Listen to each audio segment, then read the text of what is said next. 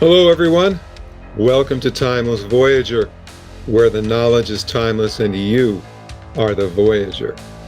I'm your host, Bruce Stephen Holmes, so buckle up those cosmic seatbelts because today's ride may be a rough one.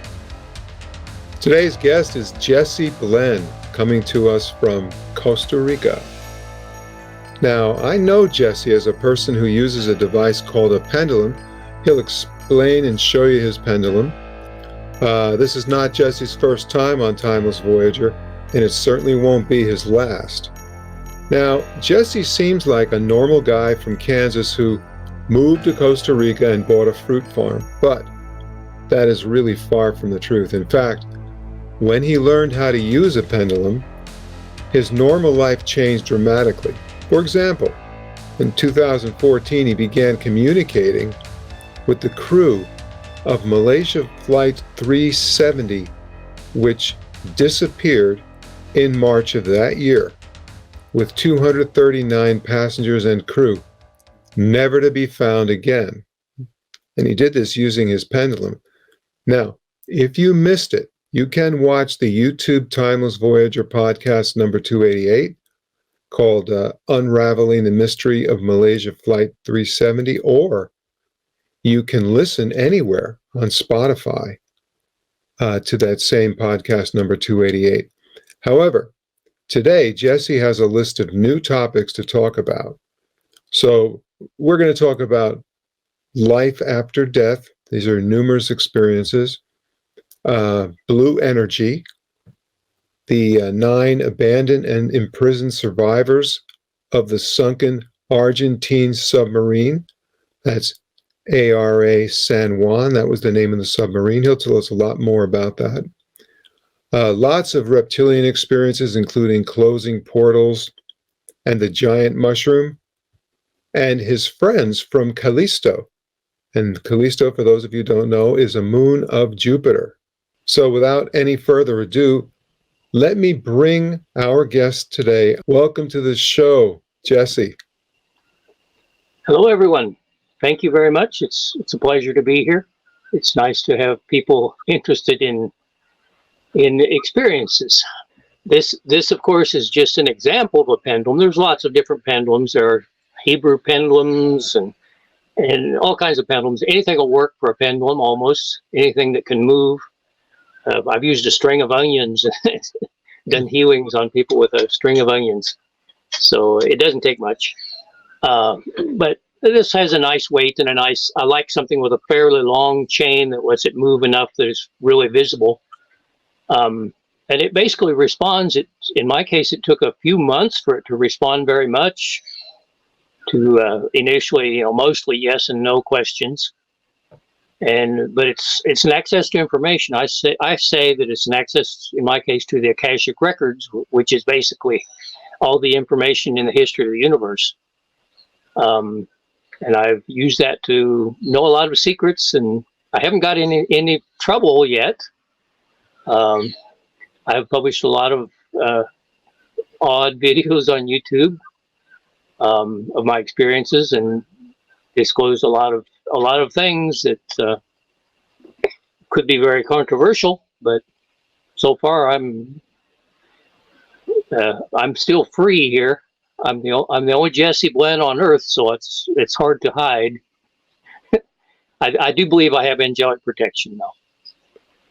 All right, so let's get to the list. How would you like to approach this? What should we talk about first? Well, I think we could just go down the list. I think first on the list you're talking about past lives. I imagine a lot of your viewers probably know of past lives, but I've had a lot of interesting experiences, almost all of them through hypnosis, a few other ones, but mostly through hypnosis, of the reality of what life and death is, how we plan to come to the earth, our clans, which are a group of people that we're connected with, and they say the whole clan, everyone in the whole clan is involved on planning who is going to incarnate next, and where it's going to be, and what their goals are going to be. and lots of times they don't fulfill their goals. And it's interesting. It's all planned for us to come here, and we have a part in that planning. We have to accept to come here. And I could explain my experiences that back this up. There's a lot of information available, of course, anybody who investigates, but this is basically backed up by personal information. My own connection with past lives, if you want to say not my past lives, but the other side, life, consciousness after death. Actually my wife started seeing YouTube videos by this Colombian who does a lot of hypnosis, and he got into a lot of past lives. And I might have mentioned one of his from a woman who had lived in ancient Egypt was just fascinating, because he woke her up and had her write unbelievably fast in ancient hieroglyphics from about 3000 BC. And then she read this and sang it. It was a song in ancient Egyptian from that time, and then she translated it into Spanish. And I thought, I got to hypnotize. That's just too interesting. So I started hypnotizing. And then my wife, she had said, oh, we need to take classes and things. You know, we don't know what we're doing. I just started doing it. So once I started, then she started.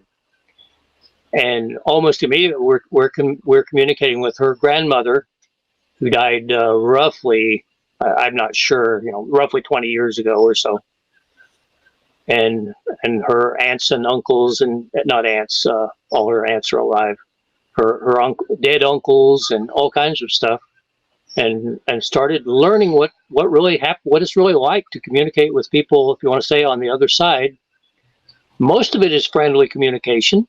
Some of them, like her uncles, were drunks who really messed up their families' lives, and they were crying. They were in the darkness. They were asking for help, and we gave them help. They were not in hell.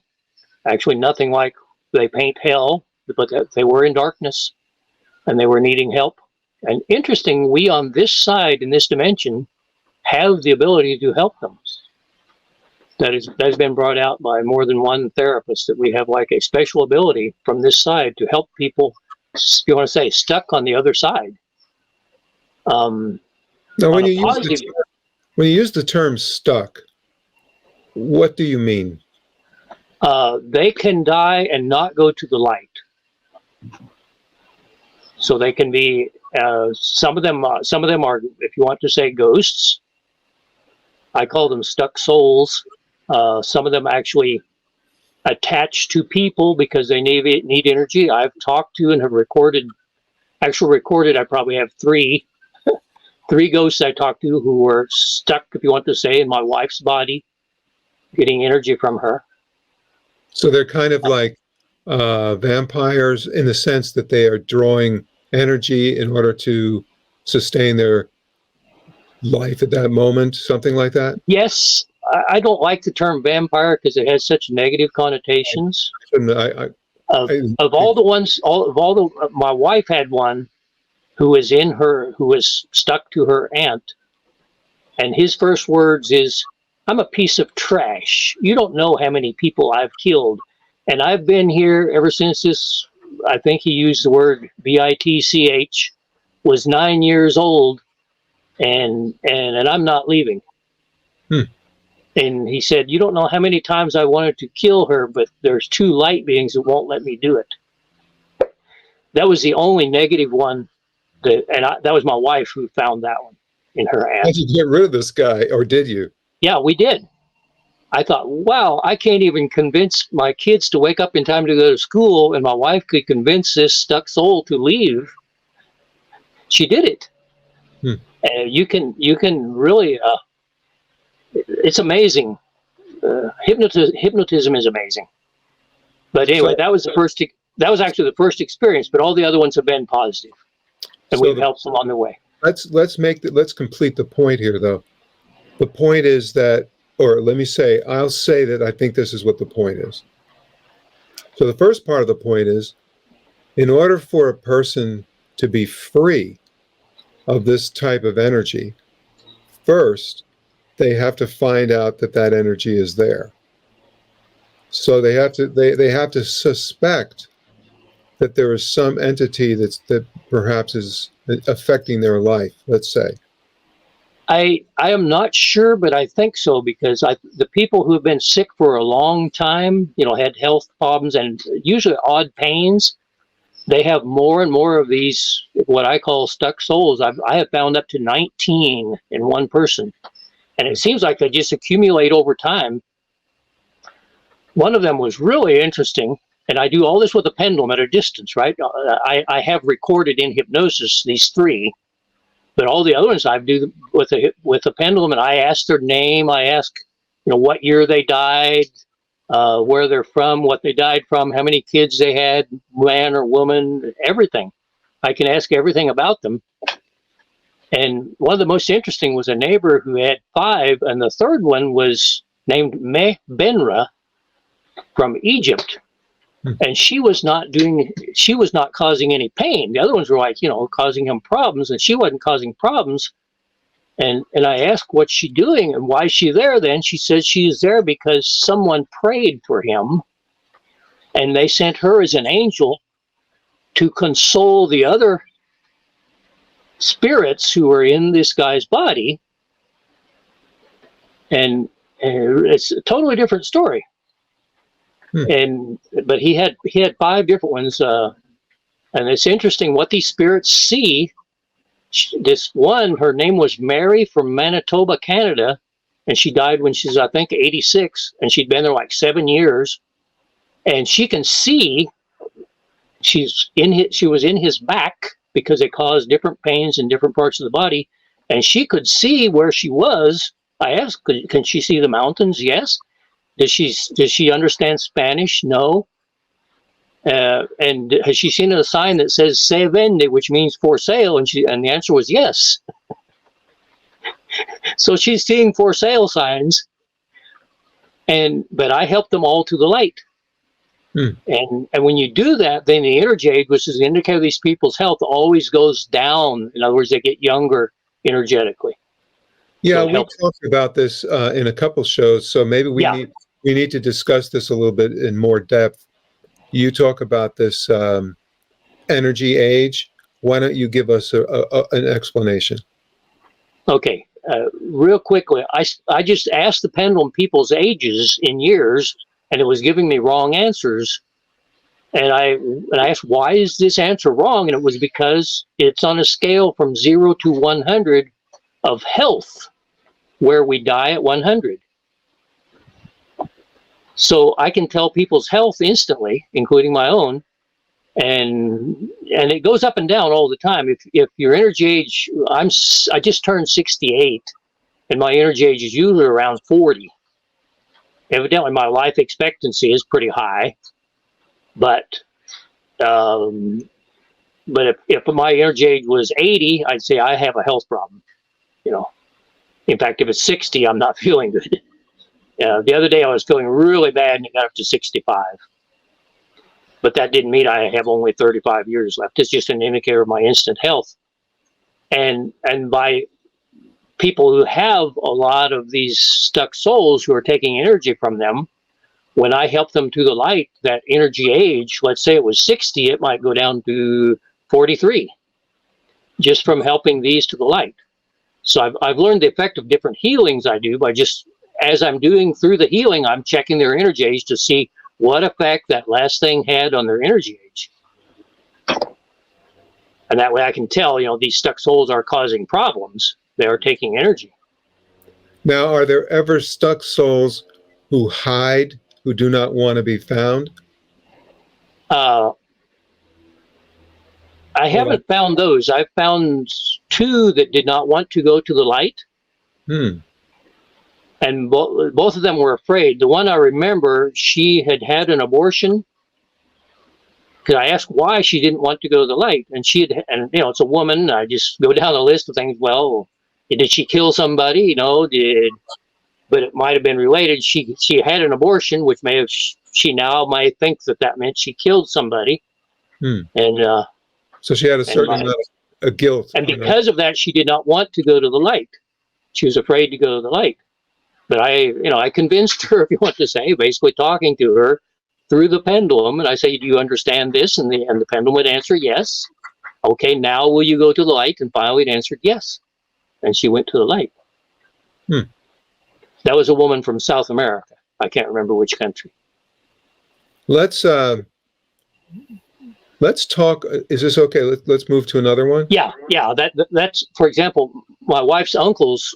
When you die and you're stuck, it's usually because you have an emotional problem. Your emotional frequency is low, and you stay. If you want to say stuck, in my dad's case, he was stuck in his life review for 22 years. He was stuck doing his life review, whereas my mother did her life review in like 3 or 4 weeks. And other people probably do it faster. Maybe she was doing other things. But and for within those a couple of weeks, she was those finished. people that are hearing that term for the first time, what do you mean by life review? Okay, when you die and you go to the light, evidently you don't do the life review before you actually get to the light. You go through the events of your past, things that you did, and the effect not just on you but on everyone. It's a review. A friend who had a what they call a near-death experience. I call them death and back experiences. She says it's a lot like the movie theaters now. You know, the 3D movies where you put the glasses on, you can see things in 3D. I've only been to one, I think. It's a lot like that. Or she said you could call it now that they have holograms. It's like a holographic review of everything from your life, and you see things from everyone's point of view. For example, my mom said she didn't know the tragedies that I went through, and if she would have known, she would have helped me more, but she just didn't know.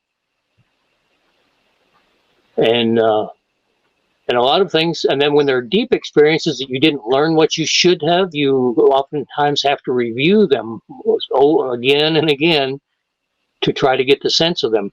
So in my dad's case, he was stuck in what they call a loop. I guess he was stuck there for 22 years in a loop of his life review, and he could not advance until he talked to me, and we settled our differences, if you want to say. And for the first time, I felt love for my dad. And with that, he could go forward. And the next time I talked to him a couple weeks later, his first words were, "Thank you, my son. You liberated me." Great. Because he was stuck in the life review. Now, my wife actually saw how this works. She says they have capsules. She called them capsules, kind of like cocoons. And you can see the lights flashing in them. They're like in big area of these cocoons, and the lights are flashing. Like there's some kind of projections going on inside. And each of these cocoons has a human soul in it doing their life review. And she said the angels are going around among all these cocoons in case anybody has any problems. They're there to help in the life review. And after my sister died, a couple weeks after she died, I wanted to talk to her, and they said she wasn't available because she was in the capsule doing her life review. Well, if you're going to be anywhere, that's the place, right? Yeah. Anyway, then after they gradually adapt to whatever time, because time is different there, but it's like a gradual process of adapting to what, if you want to say, consciousness is there. You can call it life. Just on Monday, today's Wednesday, on Monday, I talked to my mom, and I told my wife I wanted to do a hypnosis, and I hypnotized her. And, I said I'd like to talk to my mom. So when I hypnotized my wife, my mom immediately came. She was listening. And she came and helped me with a bunch of stuff. And my long lost brother, which is another story, I did send you the video about that. That our long lost brother who found us a few years before he died. And she's with him, and I talked to him, and he came up with the idea after a couple years after he's dead, for us to come back as sisters. And I said, "Oh, that's a good idea. Let's do that." So now Monday, I talked to my mom, and she says she's going to be our mother again. So my next past life, I'm going to have the same mother, and me and my brother, who I never got to live with, are going to be sisters. I guess that's already decided. It's like planning the change. Yeah, All right. yeah, it's all planned. My mom says she is in expansions. He says our physical world is just a tiny, tiny, tiny part of the whole reality that exists. That they have to really condense their energy to solidify, to come to live on the Earth. Let's talk about this sunken Argentine submarine. Do you remember you told me the year, so let's go over what it's about, because it's 9 abandoned and imprisoned survivors. So let's go through the whole story. This gets into the complications that I get by using a pendulum. I know secrets. And of course, some of these secrets aren't meant to be known. I heard the submarine sunk, I think it was the middle of November, if I remember, 2017. Anyway, it's easy to find that date, but I think, let's say it was the middle of November 2017.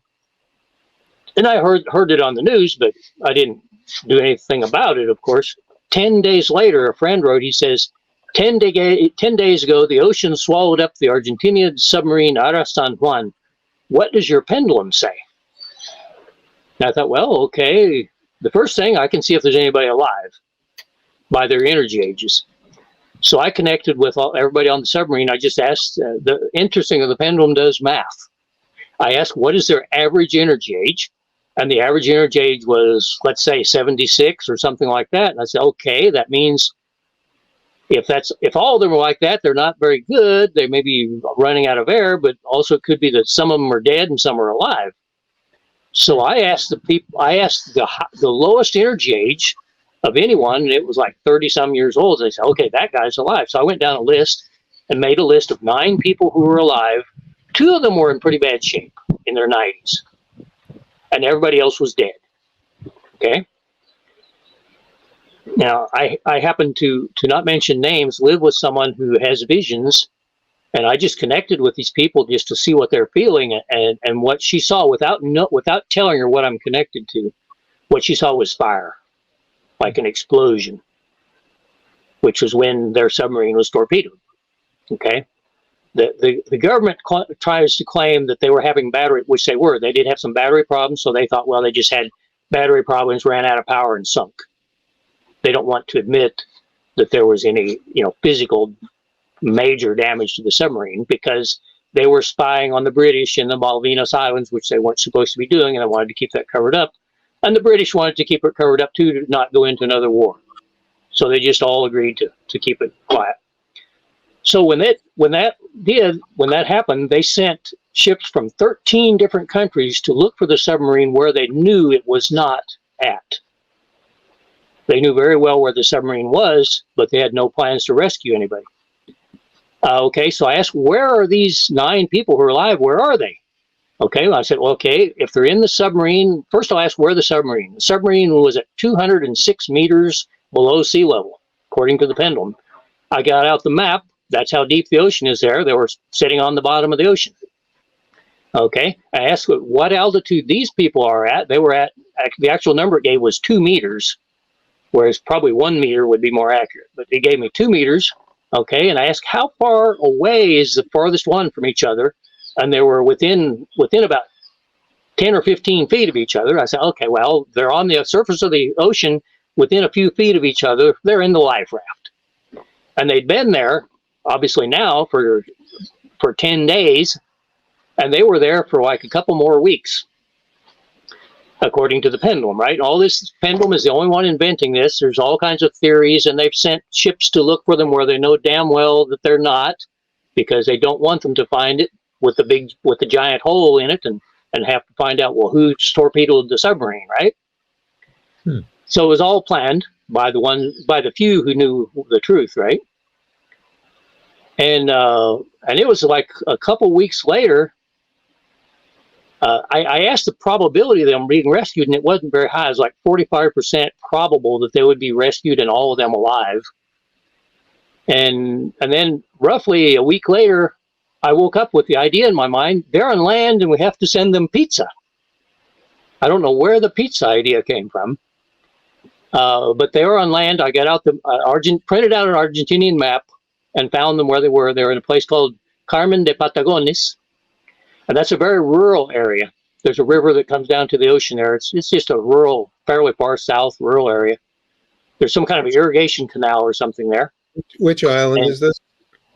That's on the mainland of Argentina. Oh, I'm sorry, I wasn't following. Yeah, they were actually headed toward Argentina, I suppose by currents or wind. They were actually headed a little bit towards the coast of Argentina, because the pendulum showed me where the submarine was, and whatever 3 years later, whenever it was, when they found the submarine, one person wrote to me to thank me for saying, "You were right. The pendulum showed where the submarine really was." Only one person. After I'd contacted most of the senators and everybody in Argentina, not a single person except a few of the family members answered me. Now, one of the family members, the mother of one of the crew, one of the ones who is still alive, she was having visions from him, and he was in a barn in her visions. And of course, there's barns in this area in Carmen de Patagones. So she had visions from him in a barn. Okay, they were there for several months. Then one day I asked where they were, and they were out in the middle of the ocean. The pendulum indicated where they were in the middle of the ocean. They weren't in Carmen de Patagones. They were taken to Ascension Island, which is a British island off the northwest coast of Africa, where the British have a naval base, and they were there. They were prisoners there for something like 3 years.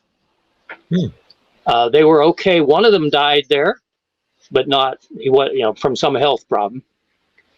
And I could ask for their emotional state. They weren't too bad. They still had hope and stuff. This one who appeared to his mom, one day he appeared to his mom and said, "My wife thinks I'm dead," because his wife had just remarried. And so several months ago, but not less than a year ago, I probably communicated with them again, and they're out in the ocean again. And what they did, they came and brought them to South America and released them, but they were threatened to not say a word. So most of them are okay. They've been released, but they were prisoners for whatever, 4 years or whatever it is. I can't remember. And the one we communicated with, he did not like us communicating with him. Again, this was without telling this person who communicates who I'm communicating with. I just say, "I'm contacting someone. What do you see?" And this person did not like being communicated with because he feels very threatened, not from our communication, but from the outside. So he was threatened and released because they probably threatened to kill their families or who knows what. They're capable of anything. If they're capable of this huge lie, they're capable of all that. So all but one of the 9, the last time I checked, were still alive, and they've been released, but they have to remain anonymous. This one I've checked the most, he is actually friends with his family on Facebook, but he's using a false identity. But he actually, keeps up with his family and stuff on Facebook. And he has a net worth now, which means he's got a job, probably. So they're making a new life. But the record, real quickly, the record for use of the pendulum actually spun 2 hours and 45 minutes sending energy to, if you want to say, solve this mystery of the submarine. 2 hours and 45 minutes, something to do with the submarine. I didn't sure what. So I had, in the middle of this, after it spun 1 hour and 45 minutes and I had to go to bed and continue the next day, I had my wife communicate, "What am I doing?" without telling her what. I just said, "I'm doing something. What do you see?" And she saw a rural area, a rural road where military vehicles have gone by.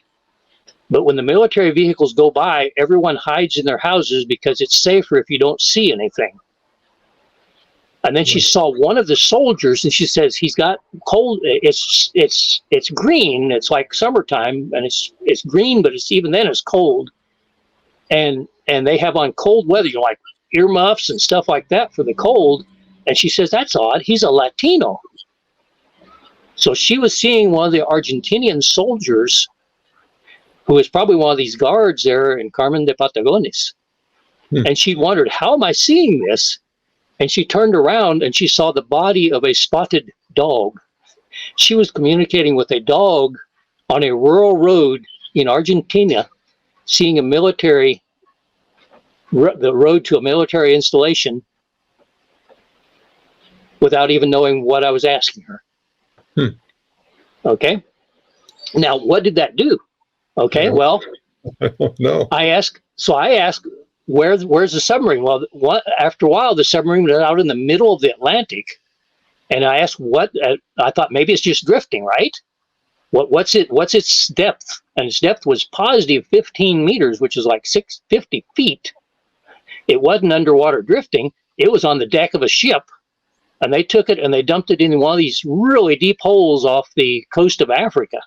So nobody would ever find it again. Okay? And I published this. All this I've published on YouTube in videos, a whole series of videos.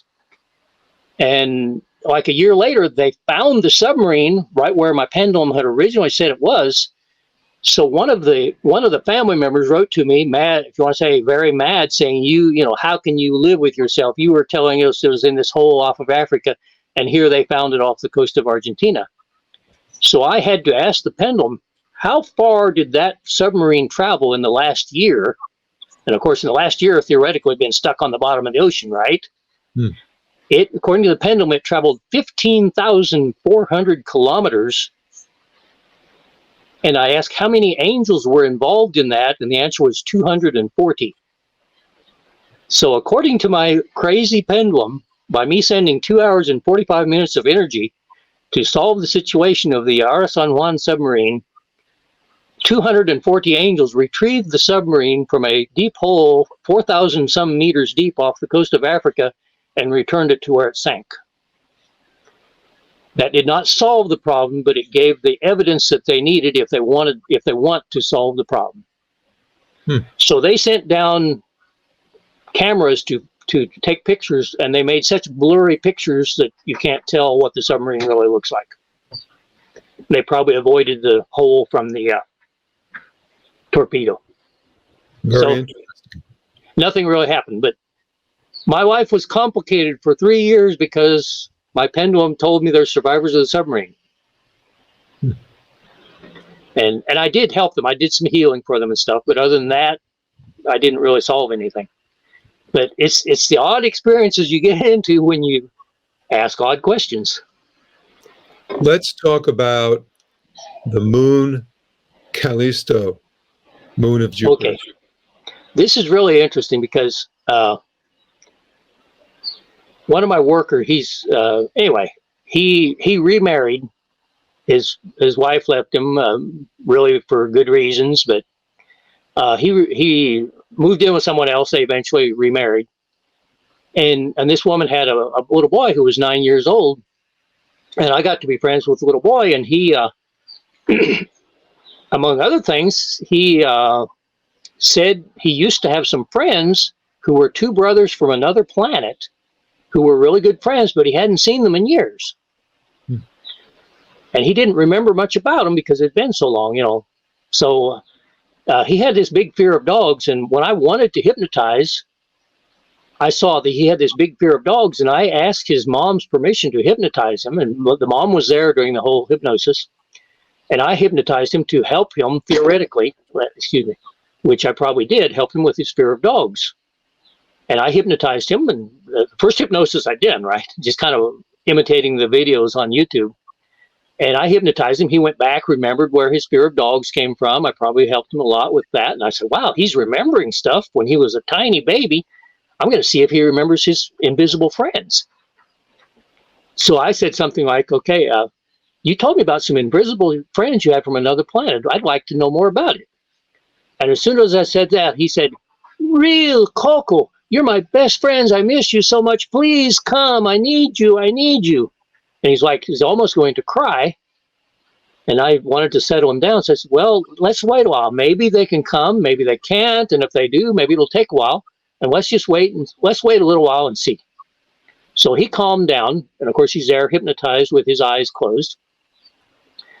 And when I see he's good and calm, then I said, what's their planet like? And he said, give me a pen. So we actually set him up in bed, gave him a pen and a notebook, and he drew a circle on the paper, and he says, "This is the planet. It's called Eslap. It's Jupiter. Actually, it's not Jupiter. It's a moon of Jupiter because few people know the moons of Jupiter, they just call it. They say, to simplify, they say it's Jupiter." And then he drew another circle inside the first circle, and he says, "It's a hollow planet, and in the center is a central sun about the size of Costa Rica." And then he motioned on the right side, and on this side is the water, but it's not like the water here. It's a little bit gelatinous. And on this other side is where the people live, and here's the river Quandu and the river Baigla and the river Shuidi. He gave like the names of 3 weird names of rivers. And that got me, okay, something's funny here. And I said, "Who are you?" And he said, "I'm Coco." So we talked for a good hour and a half with Real and Coco, his invisible friends from Callisto, the moon of Jupiter. They live about 2,000 years. They live in houses. They have families. He has a mom and a dad.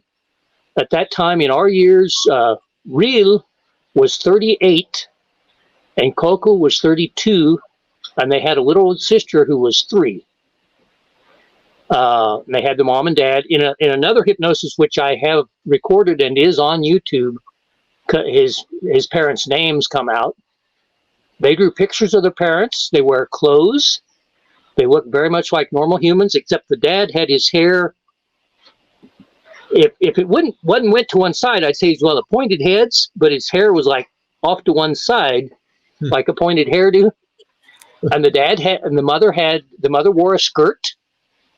Interesting. I mean, a whole lot like here. They wrote in their language. And they were humanoids? Definitely humanoid, yes.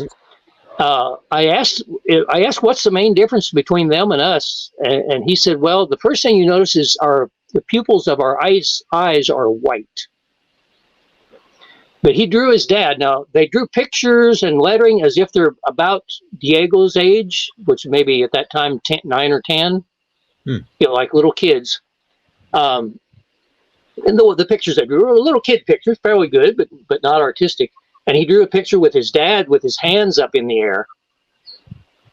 And he's going like this, like under his breath, he's counting the fingers to get them right. Like 1, 2, 3, 4, 5, 6, 7, 8, 9, 10.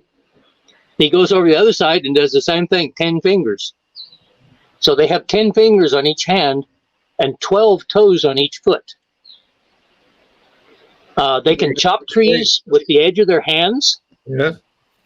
They're their weapons. They have a lot of the things from here. They have sheep, they have cattle, they have frogs, they have leopards, they have trees. It's interesting. And they all live it's a hollow planet, so there's no night. It's always daytime. And he says there's an entrance, but you can't see it from the earth. There's a hole, an entrance, that they can come and go, and they can come to the earth in about 3.5 days in their ships. But I asked, how did you get here? And they says he had a paper, and he put his point of his pen, and he says like this: we are a point of light of many colors, and we come as a thought. Now, my wife, who has traveled outside her body and seen the other souls of her group that she did this exercise with, she says they are a spark of light. So they're doing, if you want to, I think they call it an astral travel, where your soul can move around. So their souls come here to play with the Earth kids. And they were playing now. At that time, there was a little girl about 3 years old. The neighbors had a little girl, and they were playing with her. But they said the parents give too many problems. So once the kids are about 5 years old, they have to stop and find new friends. And it says it makes them sad because their Earth friends get old so quickly because they age slower. And I asked, well, how long do you go to school? And he said, about 100 years. And I said, when do you start? And he said, oh, as soon as we're born. And I said, can you talk when you're born? He said, yeah. And I asked the pendulum, I asked the gestation period for women on Callisto, and it is 27 months. And they said their dad is about 1,000 years old, and their mom is about 950, and they live about 2,000 years. No one can argue this, at all. Now, initially, I can contact them. I contact people and can show their chakras, indicators of their health. And I can contact them in Callisto, from here to Callisto. I can have contact with them to check how they're doing. A chakra system? Do they have 7 chakras, or do they have more? Well, I tested their 7. Maybe I didn't ask if they had more or what. That's another story, because we now have a lot more than the 7 main chakras.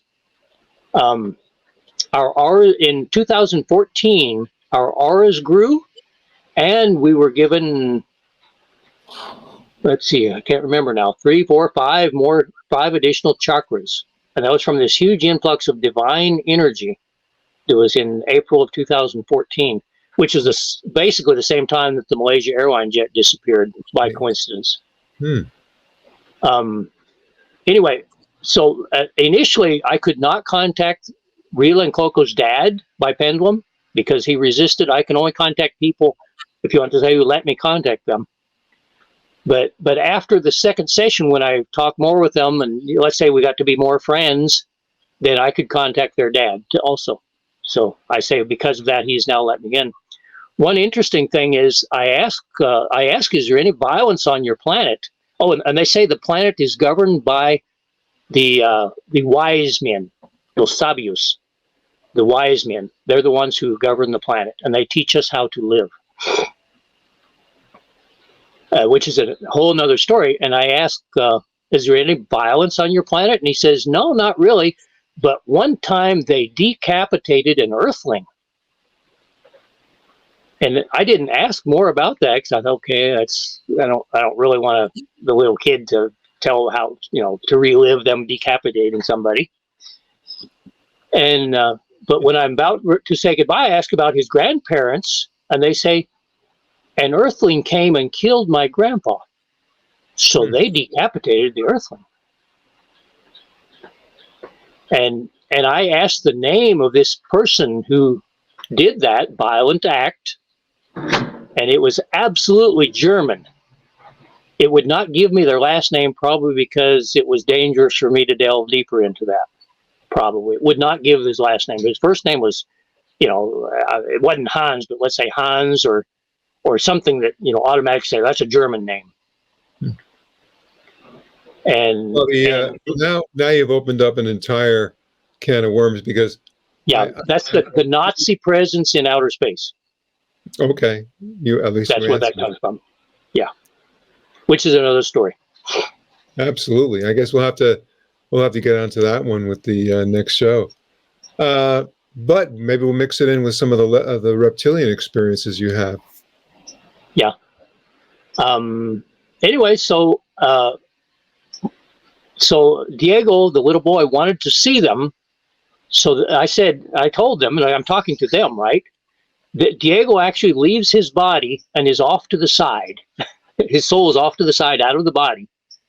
Because I said, how can Diego see you? And he says, well, we'll have to leave and Diego come back in to the body. And 2 times they were like giggling. And I said, what are you giggling about? And Diego's stomach was like bubbling. And I said, Diego's stomach is bubbling. I've never felt that before.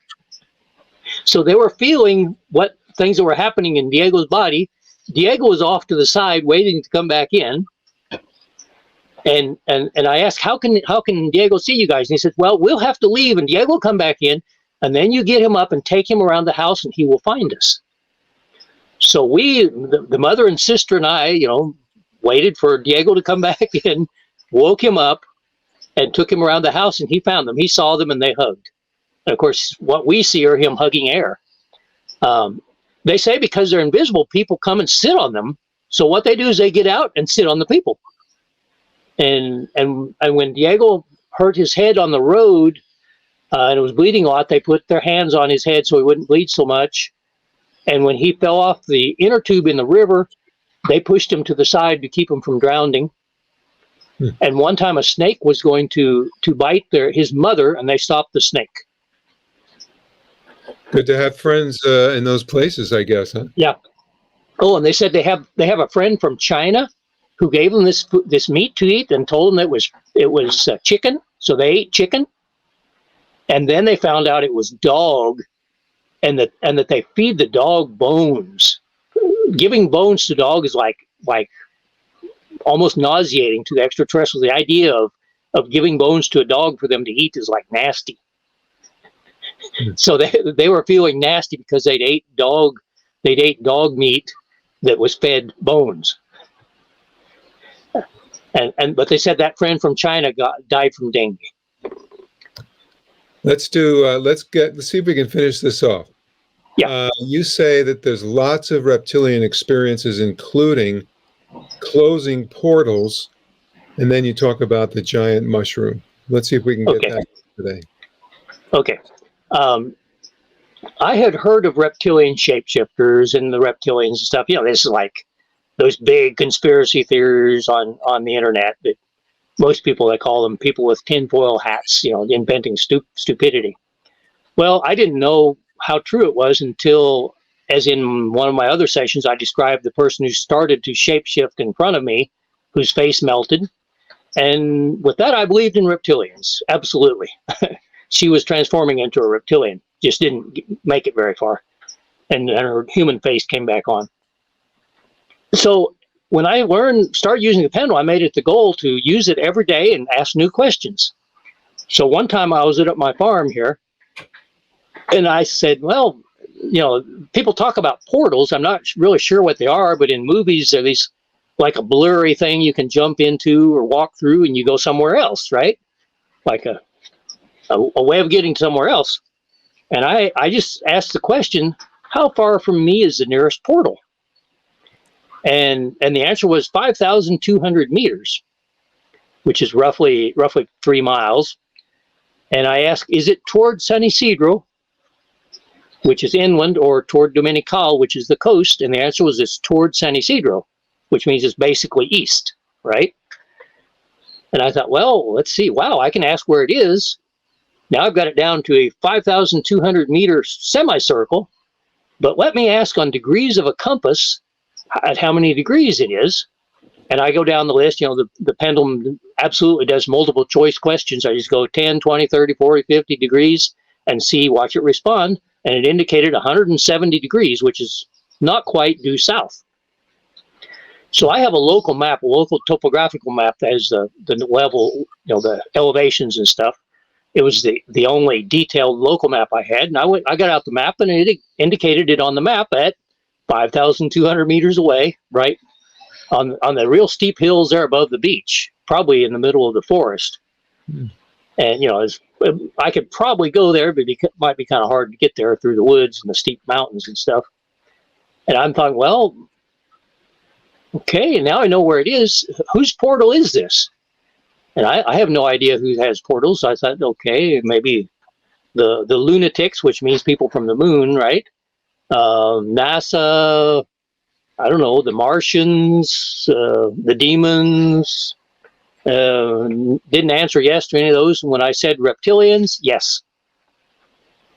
Okay, that's a reptilian portal. Now, my wife knows an experience of a person who had problems with ghosts, and she actually had a friend who closed a portal where this ghost was coming through, causing problems. And this woman's name is Rocio. And I thought, well, I don't like the idea of a reptilians having a portal 5,200 from me. And maybe we should close that. And I asked, should we try to close that portal? And the answer was yes. And I asked how many other ones there were, and there were a total of 19 on Earth similar to this. The closest one was in Honduras. The one here, according to Pendulum, was basically abandoned. The one in Honduras was very active. They were taking 7,000 people a year through it or something like that. Okay, and 3 or 4 in the U.S., one in South Africa, one in Brazil, some in Europe. I didn't find them all, but they're all over the world, basically, these portals. And I have the idea, well, I asked if it'd be good to close them. I thought, okay, well, I need to talk to Rocio and see what the deal is with closing portals. And I won't tell the whole story, but I got to San Jose, and the reptilians were causing me problems. because they stop my pendulum sometimes, interfere with my work, and I have to get rid of their energy. But that hadn't happened yet, actually. Actually, that had not happened. I'm getting ahead of myself. I got an email from somebody that says, "What do you know about the elite of Costa Rica and the underground bases?" I didn't even open it. That's just the title. What do you know about the elite of Costa Rica and the underground bases? And I thought, who's asking me this? Let me communicate with the person asking me this. And come to find out, he was a reptilian. Okay, so the reptilians are writing me, asking me what I know about the elite in Costa Rica. No, thanks. Should I open the email? No. Should I answer it? No. Is there danger for me? Yes. Okay, this is dangerous. It's getting dangerous. Okay, is it dangerous to use my phone? Yes. I actually went to downtown, the capital, and made 3 or 4 phone calls with my phone number and changed phone numbers because I was going to leave my wife alone in her house. And if there's danger, I don't want her to be in any danger. So I thought they'd trace me to San Jose rather than to her place because I'd just been there a day or something. Anyway, so they're really messing me up. And I thought, no, and I can't get through to Rocio. She's out in the middle of the rural area and no phone service or something. And I thought, well, I don't know how to do it, but I'm going to do something against those stupid reptilians. Now they're writing me messages trying to find out what I know. So I actually sent to take energy away from that portal. I didn't know if it was going to do anything. And that was like a Friday. Okay, I was going to get back to my farm on a Sunday, and at that time I was getting assignments of work to do with the pendulum. I'd ask, is there something else I can help with? And the answer would be yes. I said, well, when will this be? And it might be in 3 days. Okay, so I'd say, okay, well, on Wednesday I'll be available. Is 8 o'clock okay? And yeah, okay. So, and I'd open up connection at Wednesday 8 o'clock, and I'd ask what the work is, and they'd tell me what I needed to do. Contact such and such, and give them a subconscious message or whatever. So I had an assignment for Sunday at 8 o'clock in the evening. I got back to my farm at 8 o'clock. I get out my pendulum and ask what the assignment is. And the assignment was to contact somebody and give them a message. And I'd learned how to do this, contact their subconscious. And it's okay, who am I supposed to contact? And I go down a list, and it was kind of weird. It's none of the politicians, nobody I know. And it ended up being the leader of the reptilians. And I write this down, what I'm supposed to be, I write down the message, and then I have the pendulum okay it. It's okay to send that message. So then I contact the person and read them the message, and I ask, do you understand? And usually the answer will be yes. So, okay, here the message is to the leader of the reptilians. And I'm thinking, well, what can I say to the leader of the reptilians? I say, well, maybe I can say your portals are closed. I wrote down your portals are closed, and I asked, can I say that? And it says yes. Okay. And then it had something to do with somebody. Really, it was hard to figure out who this was dealing with, and it was actually something to do with God. And I thought, what? Wow, God, reptilians? Okay, well, reptilians, they need like... If God's going to help them, they need mercy or something. So I said, God is very forgiving. I wrote that or said that, and yeah, it's okay to say that. So I wrote down, God is very forgiving. I said, well, if he's going to forgive you, they have to ask forgiveness. And so I wrote down, if you promise, they need to promise to do something different and ask for forgiveness. I wrote down the words, if you promise, and I think, wait a minute. What's the promise of reptilian worth? Nothing. And I asked for the first time using the pendulum after 2 years of using the pendulum or so, I actually asked who I was communicating with. A friend told me long ago, before then, says, you who use the pendulum, you always need to ask if you're in contact with the light. And I didn't do that. I thought, I'm always in contact with the light. I go through my guardian angel, and I don't need to ask. Well, I asked, are you of the light? And the answer was no. Then I asked, are you of the darkness? The answer was yes.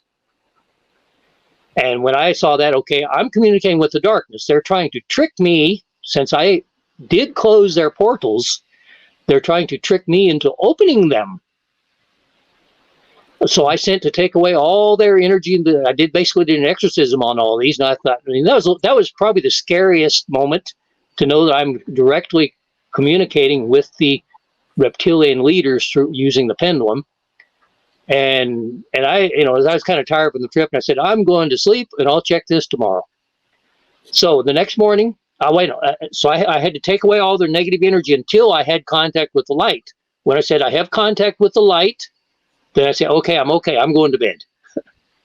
The next day I got up, I had to contact with the pendulum, contact. Do I have contact with the light? No. Do I have contact with the darkness? Yes. I take away all their energy. I had to do that 7 times in a row before I could finally get through to the light. And then it was back and forth all day long, contacting the darkness and the light. At the end of the day, I asked, how many times did the darkness interfere with my pendulum today? And the answer was 22 times. They were mad as hell because they couldn't trick me into opening their portals. Now, all that is absolutely stupid, invented stories on my part, right? The pendulum, I'm making it move and all that, people will say. A few months later, a friend came and I started telling him the same experience. I just got to the point where I asked, is it towards Dominica, towards inland or towards the coast? And he got up out of his chair and he pointed the 170 degrees south and he said, that portal's over there, but that portal is closed. And I said, Bernal, why did you say that? And he says, I don't know. I just got that message. So they wanted me to know that I had closed the portals. So when I did that, then anyway, I do all kinds of strange stuff.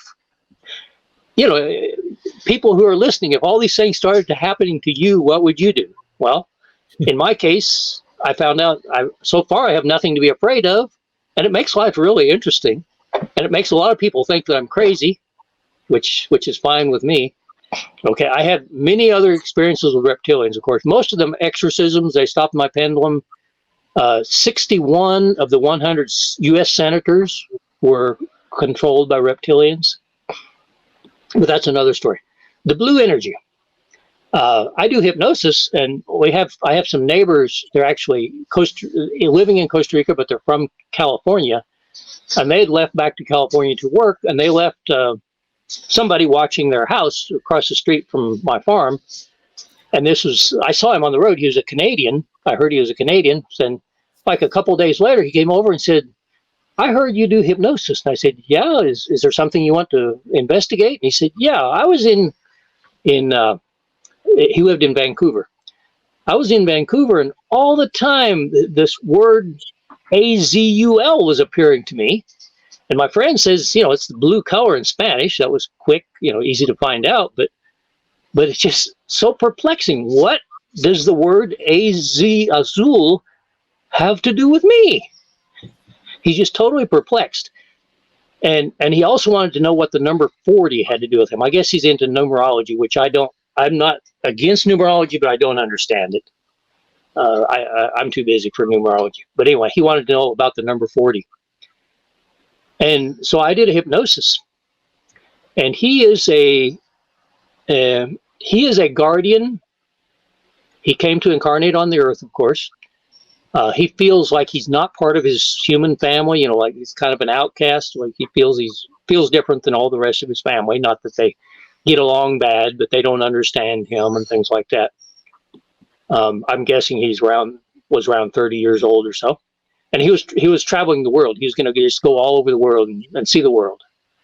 And he is a guardian of a kingdom. They called it kind of like you talk about the animal kingdom. Okay, the animal kingdom there's not an animal who's the king of the animal kingdom. It's like a dimension, a group of beings.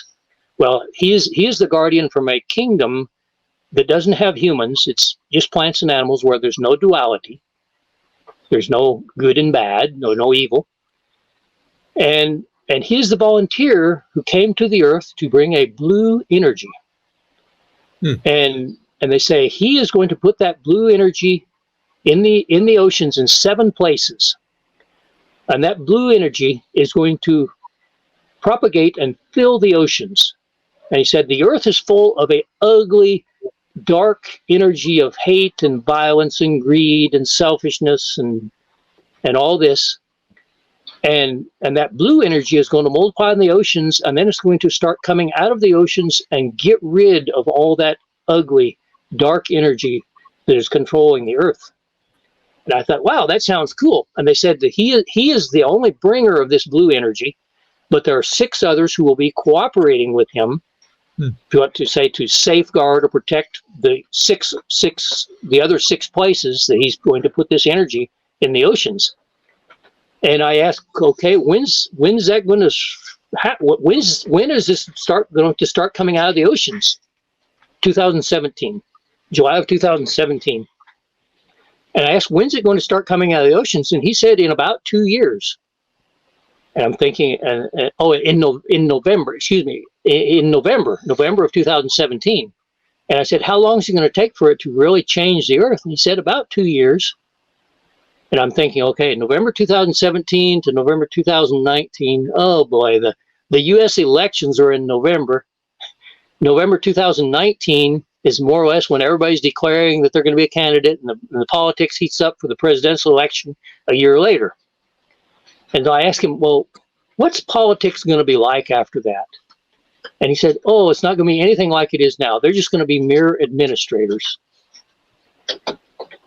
And I'm thinking, wow, 2019, by 2021, the world should be different. Well, as we can see, unfortunately, it didn't really happen, at least not on the scale that we would hope for. But it is in process. Everything is getting dragged out. But anyway, I have this same friend who came to visit and could tell me about the portals that were closed. He has a lot of contact, and I asked him, Bernal, can you find out what that blue energy is? And a couple days later, he gets these visions like at 2 o'clock in the morning or something to explain things to him. And he said, yeah, they explained it to me. That blue energy is the energy of transformation of the Archangel Michael that's going to transform the Earth. And so that's all. I haven't had more contact with him. I think I wrote to him and he didn't write back, but I feel kind of privileged that I had the privilege of having a part of understanding some of the transformation that even though it's taken longer than we want, I think it will happen on the Earth. That's the blue energy, the energy of the Archangel Michael. All right. It's going to transform the Earth. Well, Jesse, once again, you gave us a tremendous amount of information. It's far out. But it's information that needs to be digested. I think so. The more people realize something really is going on, it may take longer than we hope, but it really is going on. Something good really is going on. So I want to say thank you so much for coming on today. I really appreciate it. I know everybody else who listened learned a lot today. Okay, thank you to everyone. Thank you for watching and listening to the Timeless Voyager series podcast. We're on video players like YouTube, Rumble, audio players like Spotify, Apple Podcasts, and many more. Now, one thing you can do to support the growth of Timeless Voyager is to hit that like button, share, comment, and please subscribe. I have about 530 subscribers now, and my next milestone is 1,000 subscribers. So please help me reach 1,000 by hitting that subscribe button below. It's actually in the lower right portion of the screen. It's not easy to see, but I assure you that it's there, and if you click on it, you will have subscribed. Now, subscribing is important because it triggers algorithms that help grow the Timeless Voyager channel. So, and remember, subscribing is free and it's easy to do. My name is Bruce Stephen Holmes. I hope that your own personal voyage through life towards the development of your highest potential is a joyous and successful one.